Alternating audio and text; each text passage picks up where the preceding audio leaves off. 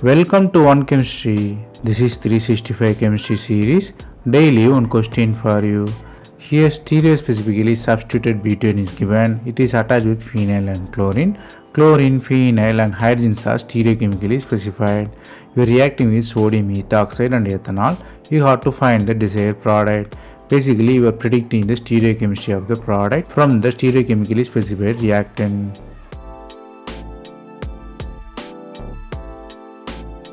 Here the answer lies in the reactivity of chlorine and hydrogen because you are using the base which involve E2 elimination. For the E2 elimination, antiperiplanar HNCl, simply anti-HNCl. So you have to bring the HNCl anti to each other by rotating the molecule. So you rotate and get HNCl anti, then do the E2 elimination. If you eliminate the HCl, you have the final product. Final product for your understanding are given with stereochemistry. But in simple term, it is actually a trans pH and hydrogen and methyl also trans there. So the final product is alkene. Here the concept you have to learn here is E2 elimination. E2 elimination require antiperiplanar hydrogen and chlorine for the elimination reaction.